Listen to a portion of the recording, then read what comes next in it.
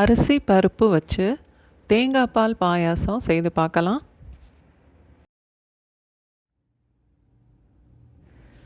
பாசுமதி அரிசி 2 table spoon,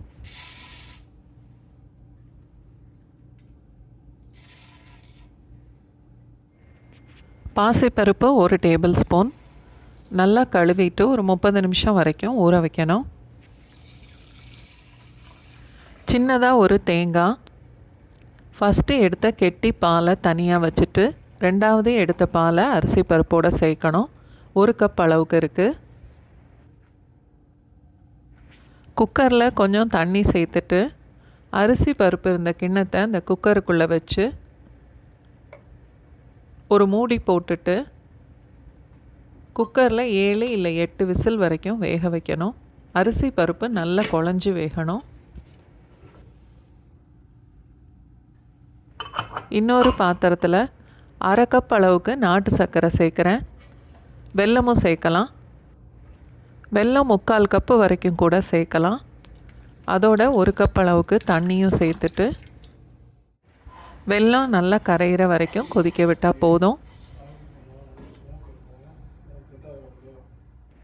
நல்லா அடிகனமான ஒரு பாத்திரத்தில் 2 டேபிள் ஸ்பூன் அளவுக்கு நெய் சேர்த்துட்டு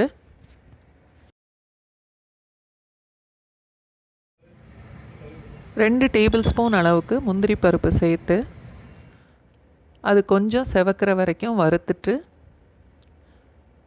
அதோட 1 டேபிள் ஸ்பூன் அளவுக்கு கிஸ்மிஸும் சேர்த்துடலாம்.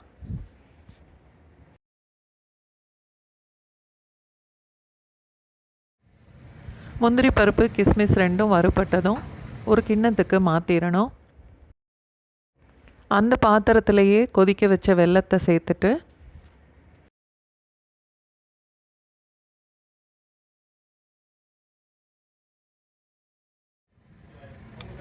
வேக வச்ச அரிசி பருப்பு ரெண்டையும் கரண்டியில் நல்லா மசிச்சு விட்டுட்டு அதுக்கப்புறம் இந்த வெல்லத்தோடு சேர்க்கணும்.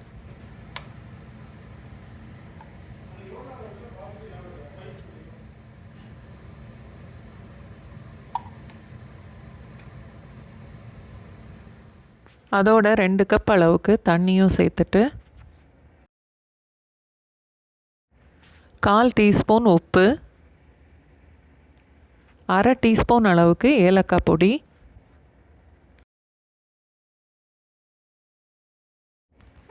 இப்போது கட்டியே இல்லாமல் நல்லா கலந்து விட்டுறணும்.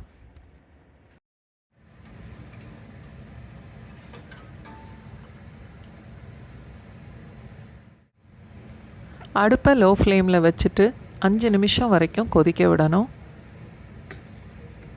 அடிக்கடி கிளறி விட்டுக்கணும், இல்லாட்டி அடி பிடிக்கும்.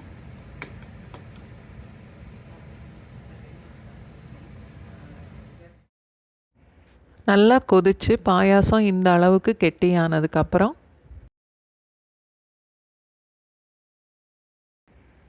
கெட்டியான தேங்காய் பாலை இப்போ இதோ பாயாசத்தோடு சேர்த்துடணும்.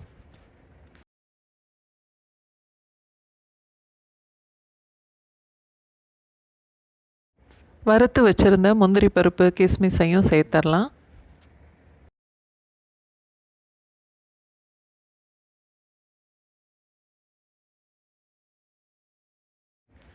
ஒரு நிமிஷம் வரைக்கும் கொதிக்க வச்சா போதும். தேங்காய் பால் பாயாசம் ரெடி ஆயிரும்.